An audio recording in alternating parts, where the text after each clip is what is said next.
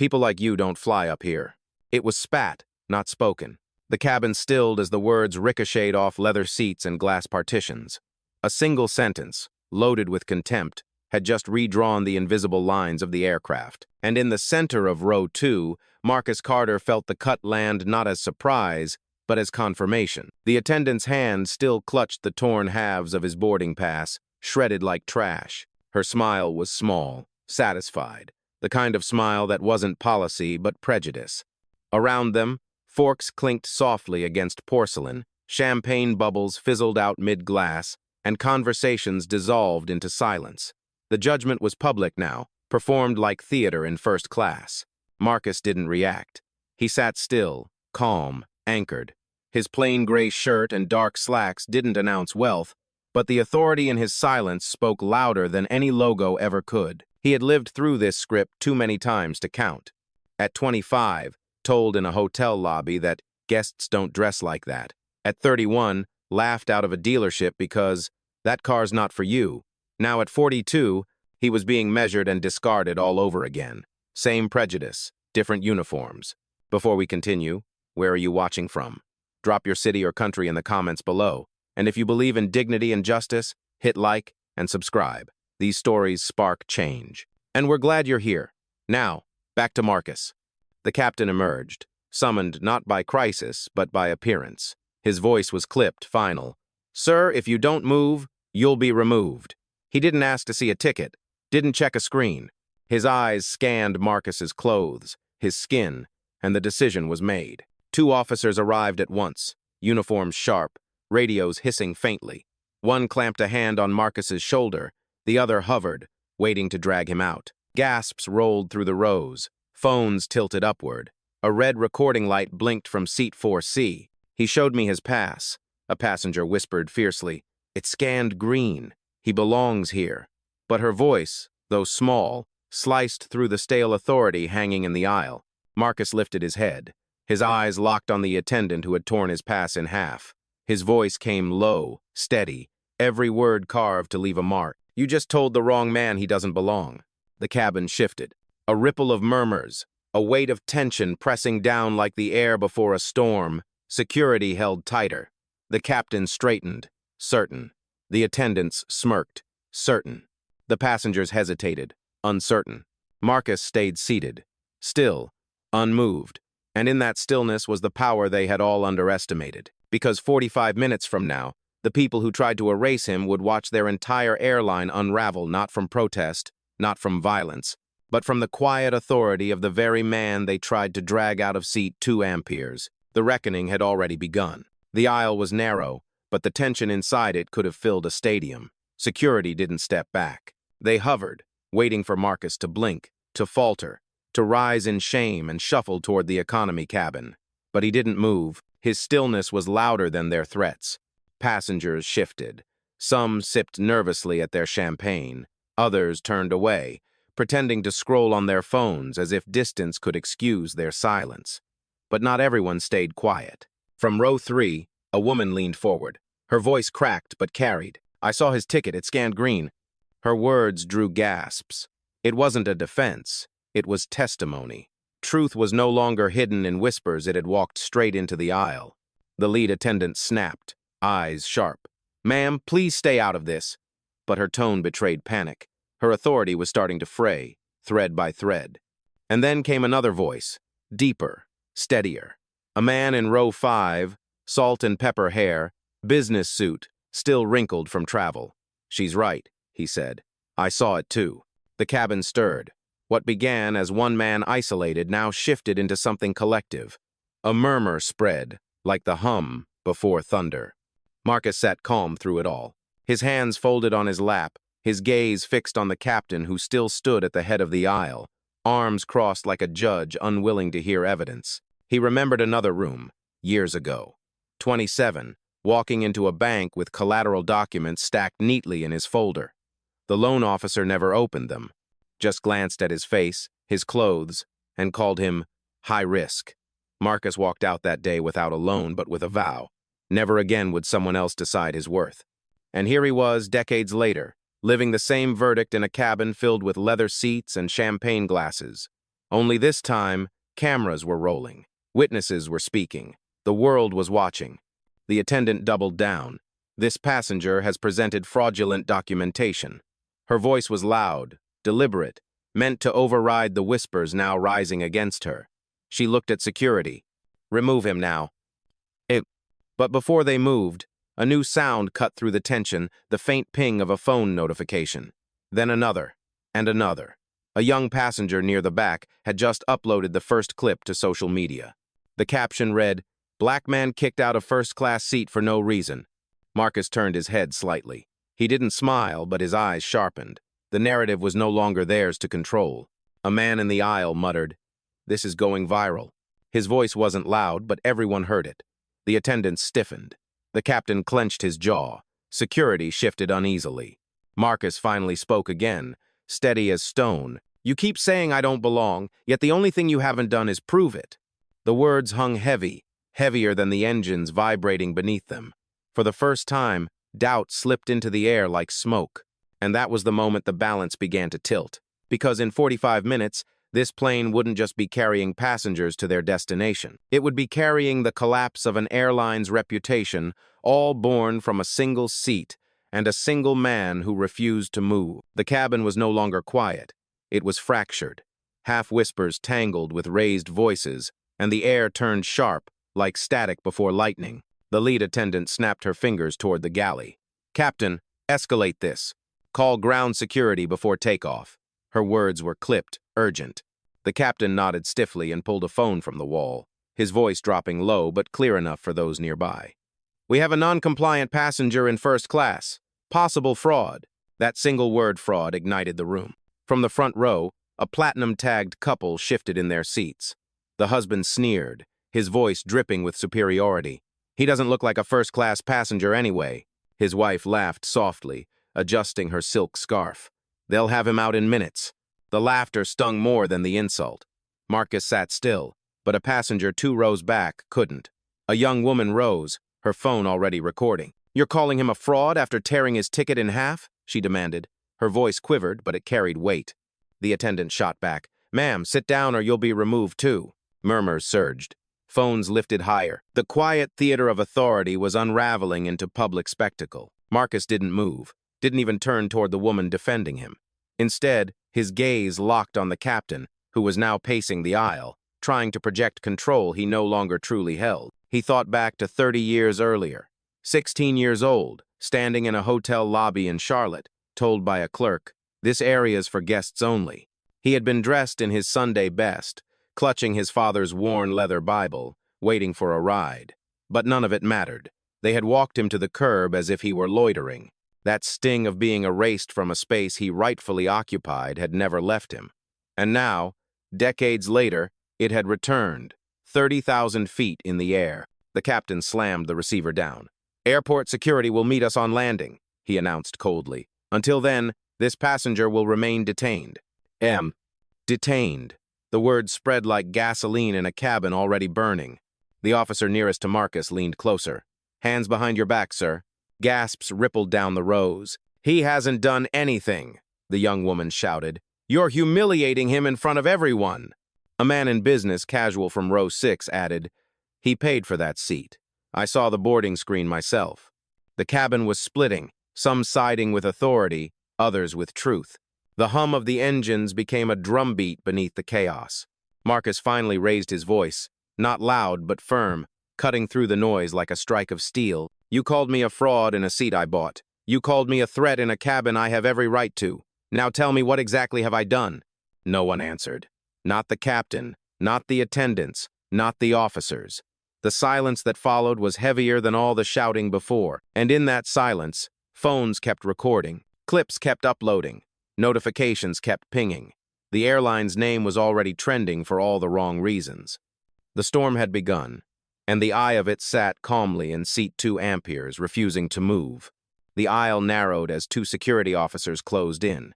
Their radios crackled, their gloves creaked. One bent low, voice sharp but rehearsed. "Sir, comply now, or we'll restrain you." The word hung in the cabin like a noose. Passengers stirred uneasily. The platinum couple in the front row smirked, certain the show was ending. but others were rising now. Phones high, voices louder. "He didn't do anything," someone shouted from row 5. "This is wrong," another echoed. The lead attendant's face hardened. Her authority had been tested, and she was doubling down. "He is a suspected fraud. He forged documents. He does not belong in this seat." Marcus didn't flinch. His voice was measured, calm, precise. "You ripped my ticket in half. You ignored the system that scanned me green. And now you're inventing crimes to cover your mistake." The officer reached again. This time his hand landed firm on Marcus's shoulder, fingers curling as if to drag him up. Gasps burst across the cabin. A woman cried out, "Don't touch him!" Another man stood, blocking the aisle. "Step back," the officer barked. But the passenger didn't move. "Not until you prove what you're saying." The tension snapped like a wire pulled too tight. The second officer shoved past the man and leaned into Marcus. "Stand up. You're under detention." His hand brushed Marcus's wrist, pulling it toward his back. And that was the breaking point. A young trainee flight attendant, no older than 22, bolted from the galley. Her voice trembled but rang clear. "His ticket was real. I scanned it myself." The entire cabin froze. Eyes turned. Cameras zoomed. For the first time, the performance of authority cracked on stage. The lead attendant hissed, "Get back to your station, Mia. This isn't your place." But Mia didn't move. "I saw it. Seat 2 amperes. Marcus Carter. Verified." Her phone was in her hand now, recording the log still glowing on her device. "You deleted him from the system." A wave of murmurs rolled through the cabin. "Deleted him?" someone repeated. "She admitted it," another whispered. Marcus remained still, letting the storm swirl around him. His jaw was tight, his silence deliberate. He knew. He had been here before a room where the truth was obvious but denied, where his existence was questioned until the evidence was undeniable. The officer's grip faltered. The lead attendant's face flushed red. "She's lying. She's just a trainee. None of this matters." But it did matter. Because phones were recording. Witnesses were speaking. And for the first time, the balance of power inside that narrow aisle shifted away from the uniforms and the polished smiles toward the calm man in seat 2 amperes and the trembling young attendant who refused to stay silent. Marcus lifted his eyes, meeting the captain's stare. His voice was quiet, but it cut through the cabin like a verdict. "You called me a fraud in front of everyone. Now your own staff calls me real. So tell me who's the liar here." The captain's jaw locked. His silence was an answer louder than any denial. The cabin buzzed, the storm broke, and the reckoning drew closer. The cabin wasn't just tense anymore. It was breaking apart. One half of the passengers pressed themselves deeper into their leather seats, clinging to silence like a shield. The other half leaned forward, phones raised high, voices rising against the injustice unraveling before them. From row 4, a woman in a navy blazer stood up, her phone live-streaming to thousands. "This man showed his ticket," she said, voice steady. "They tore it up. Now they're trying to erase him. Everyone needs to see this." The notification pings began instantly. "He's trending." Number seat 2 amperes flashed across screens before the plane had even left the ground. The lead attendant's eyes widened. She hissed at the captain, "You need to control this, now." But control was slipping faster than sand through fingers. A businessman near the back shouted, "I'm a frequent flyer. I saw the system scan green." A chorus followed. "I saw it too. He belongs here." Then, a different tone cut through. A passenger in first class, a man with a silver tie clip and an expensive accent, sneered, "This is ridiculous. Some people just don't fit the image of first class. That's reality." Gasps. Boos. A woman clapped back instantly. "You mean black people don't fit your image?" The silver-tied man flushed, but his smirk stayed. "Policy is policy," he said, sipping his champagne as if nothing around him mattered. That word policy landed heavy, a shield for prejudice, dressed up as professionalism. Marcus had heard it too many times in too many rooms. He leaned back in his seat, calm as ever. His silence was no longer just composure, it was defiance. Mia, the trainee, stepped further into the aisle, her phone still recording. "They deleted his name," she said, louder now, her voice gaining strength with every second. "I saw it, and I won't lie for them." The lead attendant snapped, her composure cracking. "You're finished, Mia. You'll never work in aviation again." But before Mia could answer, Another sound cut through applause. It started with the business-suited man in row 5, then spread like fire through the cabin. Not everyone clapped, but enough did to drown out the hollow threats. Phones buzzed harder. Social media was exploding. Clips from every angle filled feeds. Headlines began forming in real time. Black passenger denied seat. Airline accused of fraud. The captain's voice boomed over the intercom, brittle and forced. "Ladies and gentlemen, please remain seated. We are handling a situation in first class. For your safety, do not interfere." But it was too late. The passengers were no longer spectators. They had become participants. One man stood in the aisle, arms folded across his chest. "You'll have to go through me if you try to drag him out." A woman moved her stroller slightly, blocking the officer's path. Another whispered to her teenage son, "Film everything. Don't stop."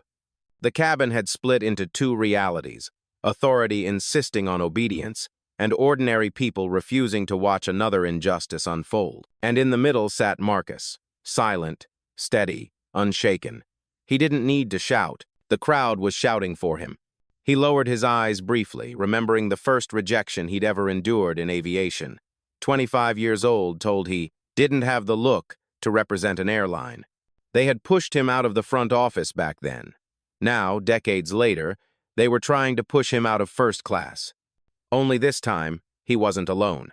The storm had grown, and it was about to consume the very airline that created it. The captain's voice struck again, this time colder, sharper. "Security, mark this passenger as non-compliant. Log it as a fraud alert." The words fell like a gavel. Fraud alert. A label meant to erase Marcus in front of 100 witnesses. The lead attendant seized the moment, her tone dripping with triumph. "You heard the captain. He's a con. Probably printed that ticket at home. Remove him now." Gasps rippled down the aisle. Passengers looked at each other, disbelief etched on their faces. "He scanned green," a woman shouted. "You're lying," another echoed. But the lie had been spoken loud enough to drown out truth. The officer leaned closer, cuffs in hand. "Stand, or we'll restrain you." Phones tilted higher. Dozens of red recording lights blinked in the dim cabin. The whole world was about to see whether silence or violence would write the next line. Marcus sat rooted, calm, every muscle disciplined. His voice came quiet, yet it carried. "You called me a fraud in a seat I paid for. You called me a threat because of how I look. But you haven't answered the only question that matters. Why are you so afraid of me sitting here?" The officer hesitated, his hand hovering midair. Then came the voice of defiance. Mia, the trainee, trembling but unshaken. "He's not a fraud. I saw his name. Marcus Carter. Seat 2 amperes. Confirmed." The lead attendant turned on her, eyes blazing. "One more word and you'll never wear wings again." Mia didn't back down. "Better know wings than lying for people like you." The cabin erupted cheers, claps, shouts. The authority once absolute was cracking in real time. And then the platinum couple, still lounging in the front row, added fuel. The husband sneered, "Do you people always have to play victim? Just sit where you belong." That phrase, "you people," hung like poison in the air. Passengers gasped audibly. A man in row 5 shot to his feet. "Say that again. I dare you." The cabin had become a courtroom without walls. Every insult, every lie, every recorded second was evidence. Marcus stayed composed, but his eyes sharpened. He remembered the first deal he closed after being dismissed as too young, too black, too unpolished. He had signed the papers silently, knowing that real power never had to scream. And now, decades later, the same silence wrapped around him like armor. The captain tried one last time to assert dominance. His voice boomed through the intercom. "Ladies and gentlemen, this passenger is a threat to safety. Remain calm. Obey instructions." But the passengers weren't obeying anymore. From the back, a young man shouted, "Safety isn't threatened, your prejudice is." Applause burst like thunder. Someone chanted, "Let him stay! Let him stay!" Others joined in, their voices colliding with the hum of the engines. The officers stood frozen, caught between orders from above and resistance from all around. Their authority was shrinking by the second. Marcus finally lifted his head. His voice cut through the chants, steady, deliberate. "You called me a fraud in front of the world. 45 minutes from now, it won't be my name on trial. It'll be yours." The cabin stilled again. Phones captured every syllable. The storm was no longer building. It was here, roaring in the aisles, and the airline was trapped inside it. The officer's hand tightened. This time, there was no hesitation. He yanked at Marcus's arm, pulling it toward the aisle. Gasps tore through the cabin like shrapnel. "Stop!" Mia's voice cracked as she lunged forward. "You can't do that. He hasn't done anything." The lead attendant barked. "Remove her too if she interferes." Phones were raised everywhere now, recording every second. A woman near the bulkhead cried out, "They're assaulting him!" Another voice shouted from the back, "We're witnesses! We see everything!" Marcus's body shifted under the officer's grip, but he didn't resist. His stillness was deliberate, controlled. His silence made the violence scream louder. The captain, red-faced, barked, "Get him out. He's delaying departure. We will not negotiate with a fraud."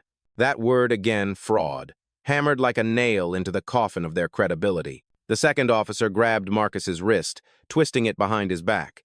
A metallic click echoed, the cuffs snapped shut. The sound detonated the cabin. Passengers erupted in outrage. "Unbelievable. This is racism, plain and simple." He showed his ticket. The chants grew louder, filling every corner of first class. And then, the insult that silenced even the protests. The platinum couple leaned forward, their smugness unshaken. The husband sneered. "Maybe this will teach him his place. First class isn't for people like him." The words were poison, pure, unapologetic. Phones zoomed in instantly. Gasps sucked the air out of the cabin. A teenage girl muttered into her live stream. "Did you hear that? He said people like him." Comments flooded in. "This is racist." "Shut the airline down. Number seat 2 amperes." Marcus lifted his head. His eyes locked on the man, then slowly shifted back to the captain. His voice was calm, quiet, but every syllable landed like a blade. "You just put me in chains for sitting in a seat I paid for, and the world is watching." The officers froze. Their authority was collapsing under the weight of witnesses, of cameras, of truth too obvious to deny. But the lead attendant doubled down, her face a mask of false confidence. "Take him to the galley. Keep him there until landing." "No," a woman shouted, stepping into the aisle, blocking their path. "You're not dragging him anywhere. Not while we're here." "Oh." Others followed. One man planted himself beside her. Another pushed his carry-on into the aisle, forming a barricade. Passengers who had been silent minutes ago were now rising, drawing a line the officers couldn't cross without igniting a full revolt. The captain gripped the intercom, his voice cracking through speakers. "All passengers return to your seats immediately. This is a federal offense." But no one Saturday. The chants grew louder. "Let him stay! Let him stay!" The cabin was no longer under the airline's control. It belonged to the people inside it. Marcus, cuffed, seated, and calm, raised his eyes once more.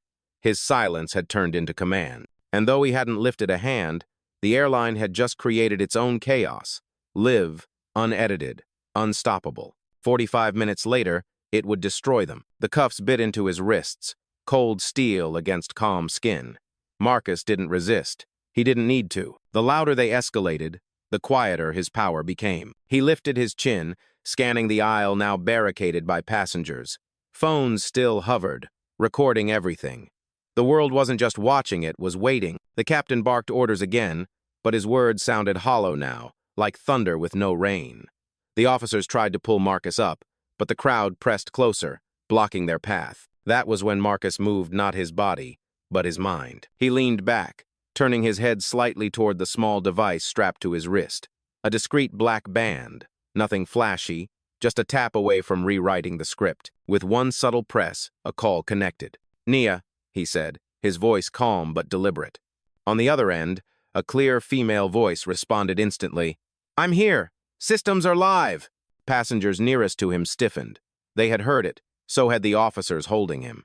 Marcus's eyes never left the captain. "Begin internal verification.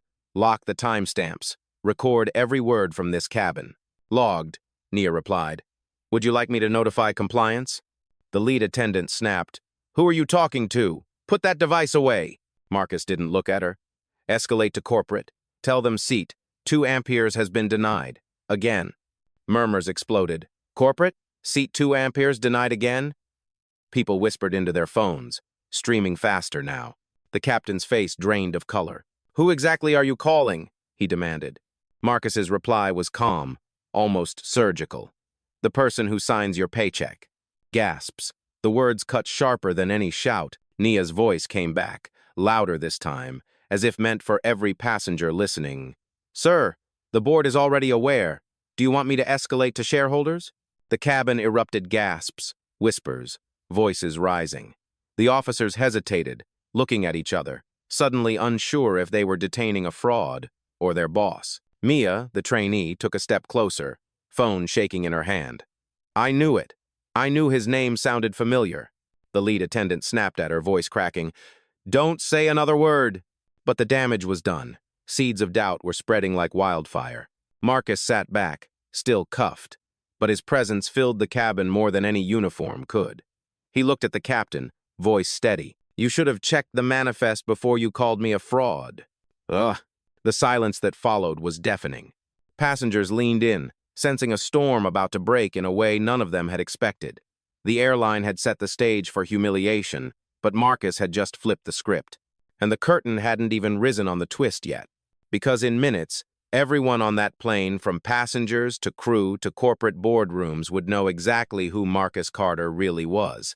The cabin felt suspended, like the plane itself was hanging midair even though it hadn't left the ground. Every eye locked on Marcus, still cuffed, still calm. Then Nia's voice echoed through his wrist device, crisp and deliberate. Confirmation complete.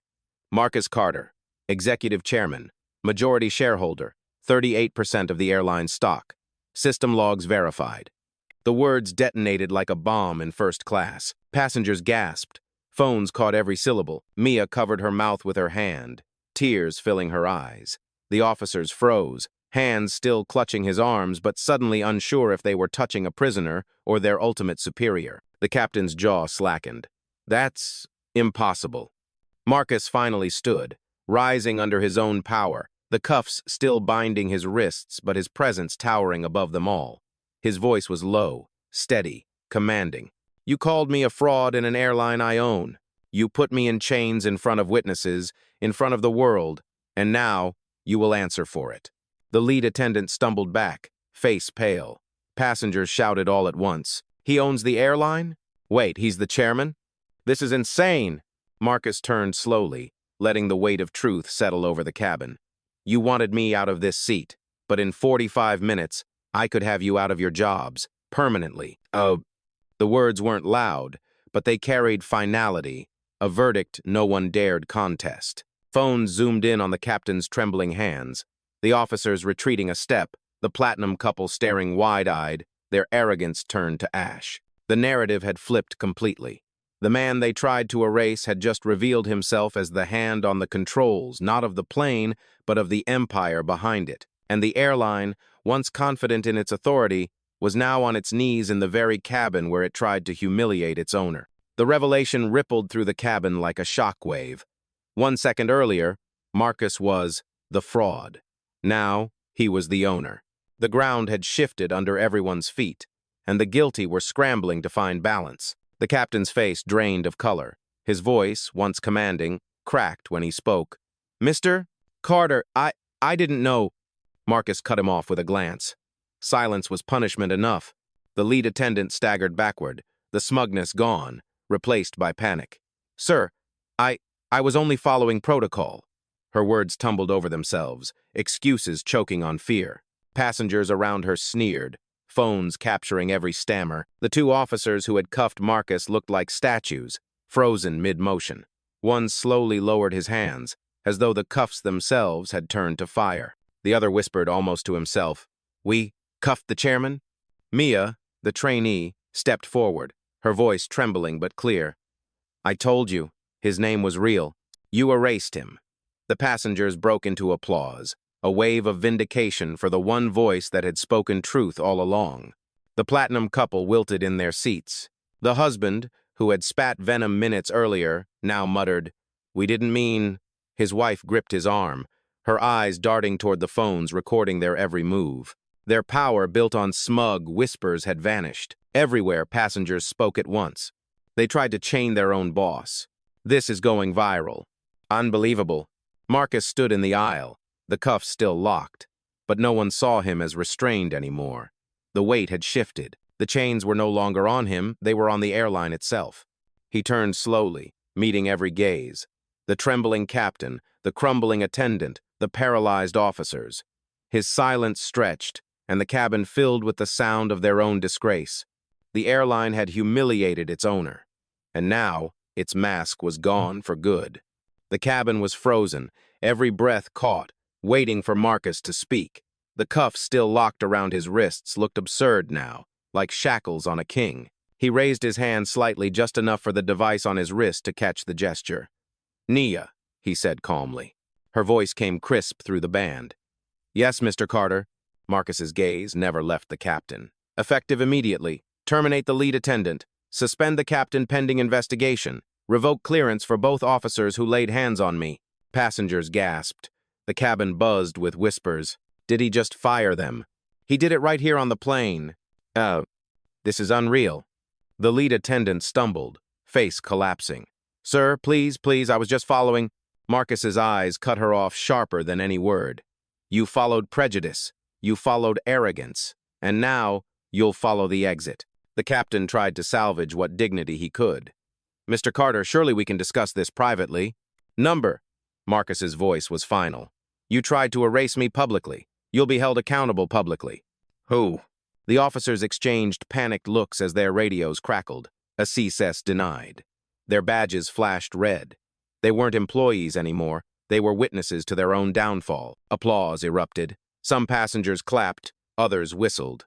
Phones recorded every moment, turning justice into a live broadcast. The platinum couple shrank into their seats, suddenly invisible, their earlier sneers devoured by silence. Mia, the trainee, stood taller than ever, her phone still in hand. Marcus turned to her, his voice softening just enough.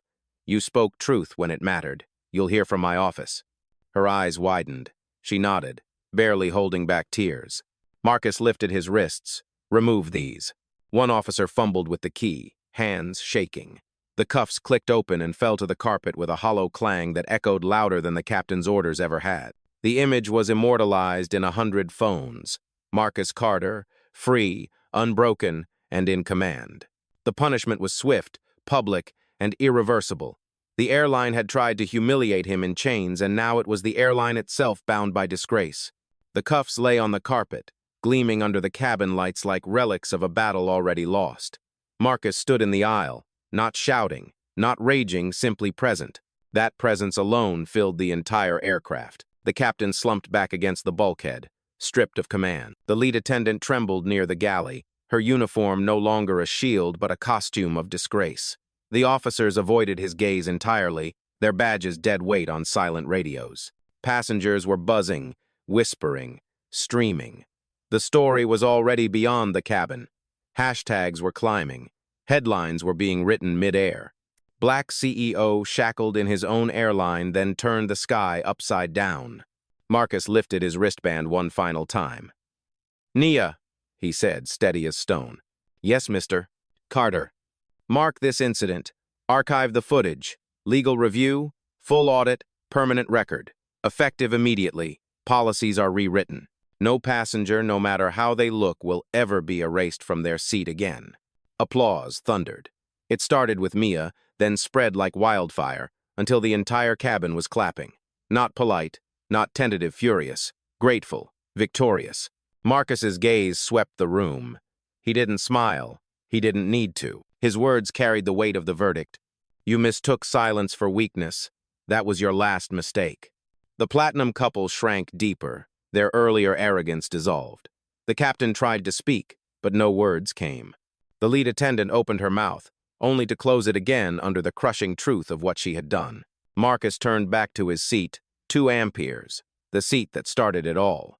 He sat down slowly, deliberately, reclaiming what was his, not just the chair, but the dignity they had tried to strip from him. He folded his hands, calm as ever, and delivered the final words not to the crew, not to the officers, but to every phone recording, to every eye watching, to the millions who would replay this moment.